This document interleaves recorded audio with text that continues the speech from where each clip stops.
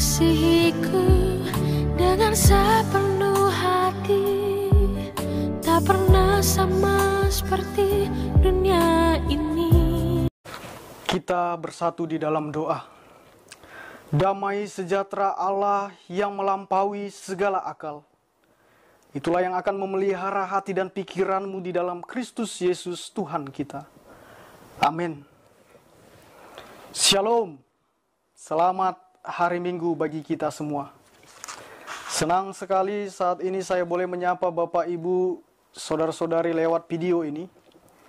Meskipun saat ini kita belum bisa bertemu secara langsung, bertatap muka satu sama lain, saling bersalaman, beribadah bersama-sama memuji Tuhan di gedung gereja. Harapan kami kiranya itu tidak mengurangi semangat kita. Kiranya itu tidak mengurangi sukacita kita di dalam memuji dan memuliakan nama Tuhan. Dan kita tetap berdoa, kiranya Tuhan berkenan memulihkan keadaan kita. Amin.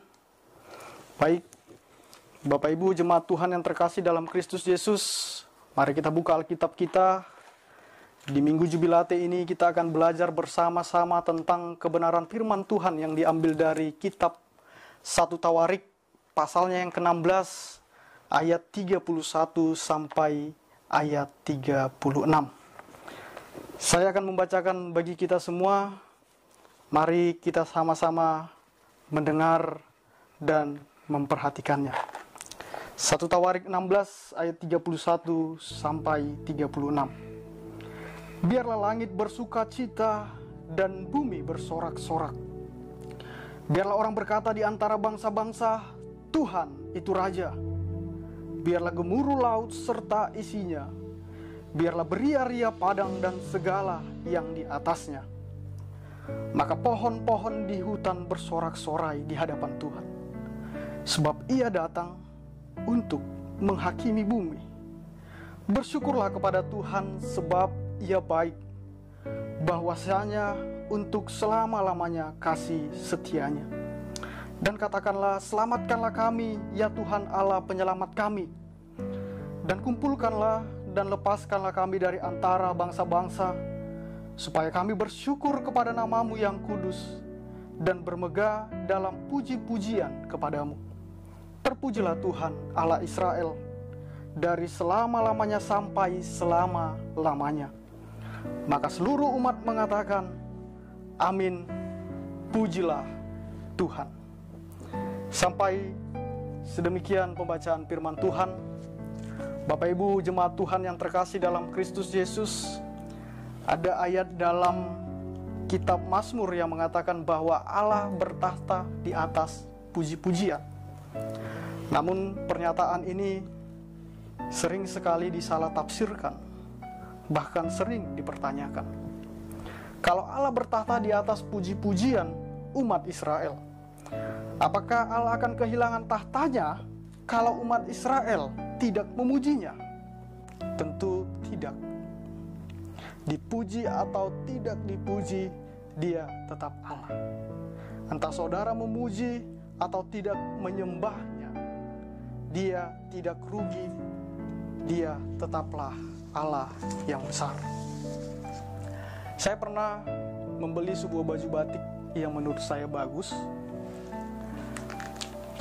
Lalu pada suatu ketika saya memakainya ketika menghadiri acara pemberkatan pernikahan teman saya di sebuah gereja. Lalu ada seorang ibu di gereja berkata, "Wah, baju Pak Pendeta bagus ya," katanya. Kalau melihat dari raut wajahnya, saya yakin ibu tersebut serius memuji. Dalam artian dia benar-benar memuji, bukan ngeleseng. Ya, karena kalau mau ngeleseng, bukan hanya itu dibilangnya, pasti ada kata-kata tambahan. Misalkan, wah, baju Pak Pendeta bagus ya, masih hidup yang jual. Nah, kalau kata-katanya seperti itu, kemungkinan besar itu ngeleseng. Nah, jadi ibu tersebut memuji baju saya. Yang dipuji bajunya, bukan saya orangnya. Lalu saya katakan, "Nang, yang bagus itu bukan baju saya, tapi wajah saya, alias cakep. Jadi kalau saya cakep, maka apapun yang saya pakai akan tetap cakep. Demikian juga halnya, kita memuji atau tidak memuji Allah, Dia tetap Allah.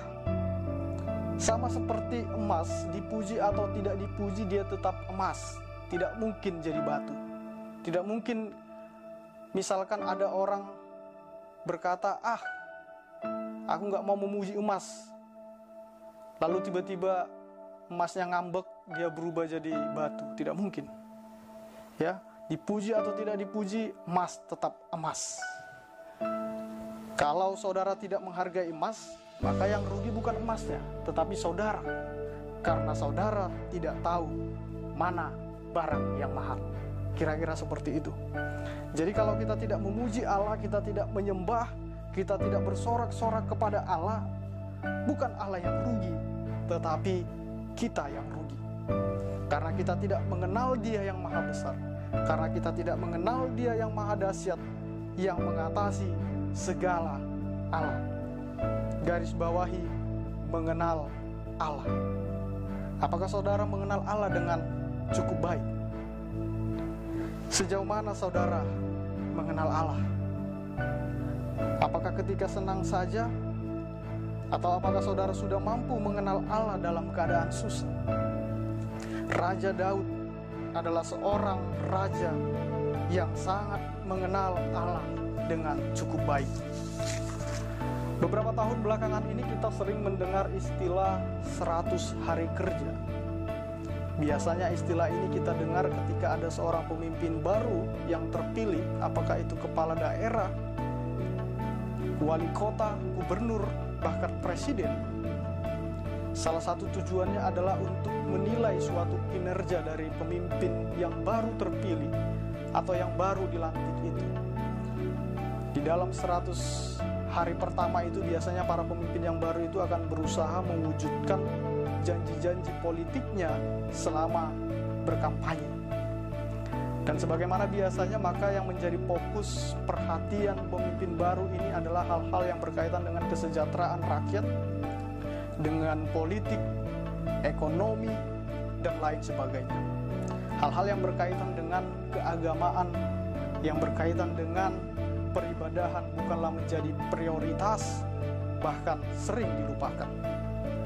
Nah, apa yang dilakukan pemimpin baru pada saat ini sangat jauh berbeda dengan apa yang dilakukan Raja Daud di awal pemerintahannya, memerintah sebagai raja di seluruh tanah Israel.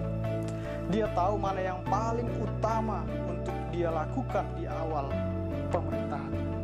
Dia tahu mana yang paling penting dia lakukan untuk memulai masa pemerintahan. Dia tahu mana yang terbaik yang harus ia lakukan. Bukan mempersiapkan hal-hal yang berkaitan dengan pertahanan, ekonomi, politik, dan sebagainya. Tetapi yang pertama ia lakukan adalah membenahi hal yang berkaitan dengan keagamaan, peribadahan, yaitu memindahkan tabut perjanjian dari Yehuda ke Yerusalem. Perlu kita ketahui Bapak Ibu, tabut perjanjian adalah peti suci yang berisikan 2 loh batu, gulungan Taurat, tongkat Harun, dan roti mana. Dalam perjanjian lama, tabut perjanjian ini adalah simbol kehadiran Allah di tengah-tengah bangsa Israel. Di mana ada tabut perjanjian, di situ Allah hadir dan Allah menunjukkan kekuatannya. Karena alasan itulah dalam pasal 16 ini Daud sangat bersuka cita. Daud bersorak-sorak karena pada akhirnya pemindahan tabut perjanjian yang awalnya cukup sulit serta sempat mengalami penundaan itu dapat berjalan dengan baik dan semua bersuka cita. Selain itu, keberhasilan pemindahan tabut perjanjian ke Yerusalem menunjukkan bahwa Tuhan berkenan atas pemindahan tabut perjanjian itu. Mereka merayakan, mereka bersuka cita kehadiran Tuhan di Yerusalem. Daud menyanyikan nyanyian puji-pujian kepada Tuhan. Daud mengajak seluruh umat, bahkan seluruh alam semesta, untuk bersorak-sorak memuji Tuhan. Dia katakan, Tuhan itu raja atas segala bangsa dan alam semesta. Ia adalah hakim. Dia adalah Allah yang baik, penyelamat seluruh ciptaannya. Bersyukurlah kepada Tuhan sebab Ia baik, bahwasanya untuk selama-lamanya kasih setianya. Saudara-saudari yang terkasih dalam Kristus Yesus, hidup bersama dengan Allah akan membawa sorak-sorak. Hidup bersama dengan Allah akan membawa syukur dan pujian. Inilah hal yang dapat kita renungkan melalui nats ini. Sungguh begitu indahnya hidup bersama-sama dengan Tuhan. Sungguh betapa indahnya hidup dengan pengenalan yang baik akan Tuhan. Tidak ada sebenarnya alasan bagi kita untuk tidak memuji dan bersorak-sorak bagi Tuhan atas apa yang telah Ia lakukan kepada kita. Kita dapat bernapas setiap hari, itu sudah merupakan suatu pemberian yang luar biasa ya. Kita tidak perlu membeli udara, membeli oksigen. Ya, semua itu telah disediakan Tuhan bagi semua orang. Bahkan anugerah terbesar, pekerjaan terbesar yang diberikan Allah di tengah-tengah kehidupan kita, yaitu ketika Ia memberikan anaknya yang tunggal bagi kita, agar kita boleh memperoleh keselamatan. Bahkan kalau kita bandingkan dengan sukacita yang dirasakan Daud dalam nats kita saat ini karena keberhasilan yang memindahkan tabut perjanjian ke Yerusalem, maka pemberian anak tunggal Allah sebagai korban penebusan tentu jauh lebih besar dan lebih luar biasa. Dan seharusnya sukacita kita, sorak-sorak kita harus lebih semangat sebenarnya daripada Daud.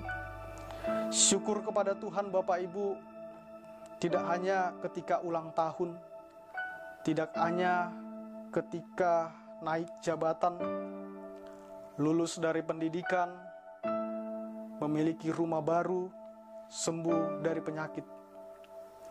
Tetapi bahkan dalam keadaan terburuk sekalipun, kita dituntut untuk mampu bersyukur, memuji dan bersorak-sorak kepada Tuhan.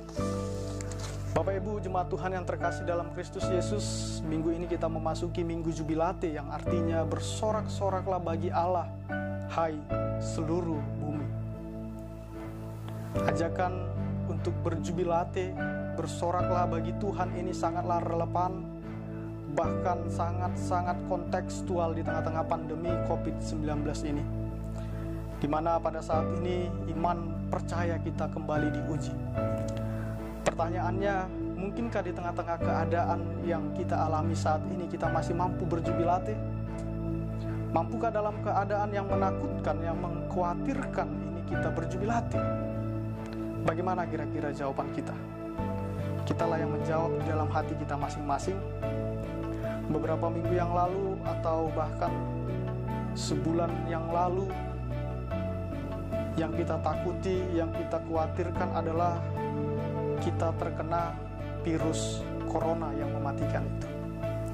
Tetapi seiring berjalannya waktu, tidak bisa kita pungkiri Bapak Ibu, beberapa hari belakangan ini kita sudah mulai lebih takut dengan pertanyaan-pertanyaan, apa yang akan aku makan hari ini?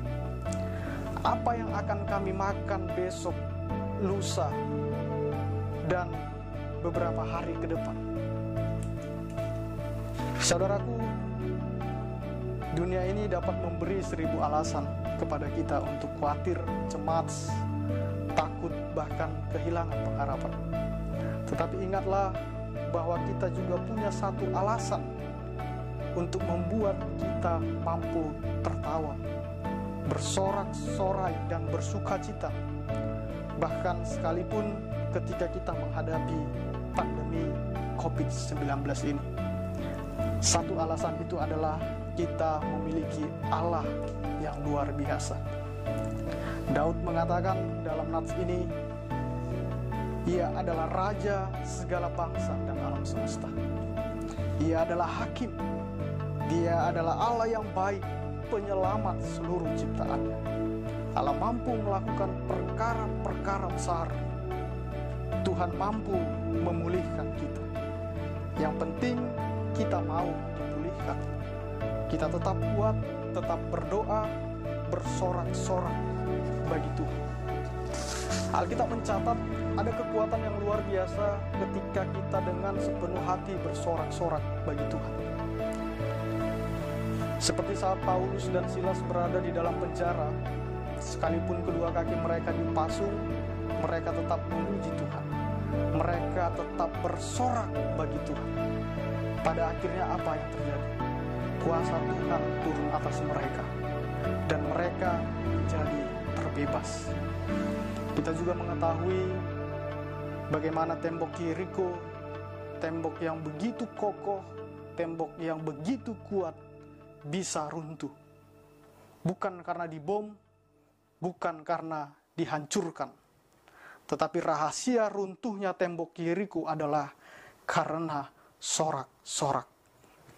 Oleh karena itu, saudara-saudariku, dalam keadaan apapun, jangan pernah berhenti memuji Tuhan. Jangan pernah berhenti untuk bersorak-sorak bagi Tuhan. Di saat kita memuji Tuhan, kita yakin dan percaya mujizatnya akan nyata bagi kita. Sekali lagi, mari kita tetap berdoa. Kiranya Tuhan yang Maha Besar menyelamatkan kita dan Dia memulihkan keadaan kita. Amin. Kita bersatu di dalam doa. Terima kasih Tuhan buat firman-Mu yang boleh menyapa kami, yang boleh meneguhkan hati kami untuk mampu berjubilate di tengah-tengah kehidupan kami saat ini. Berikan kami kekuatan, berikan Roh Kudus berkuasa di tengah-tengah kehidupan kami, agar kami boleh melakukan apa yang sesuai dengan kehendak Tuhan. Di dalam Kristus Yesus, kami berdoa dan mengucap syukur hanya kepadamu. Amin. Kau Bapa-Ku yang baik, mengerti bahasa tetesan air mata, tak Kau biarkan ku berjalan sendirian, sebab Kau Bapa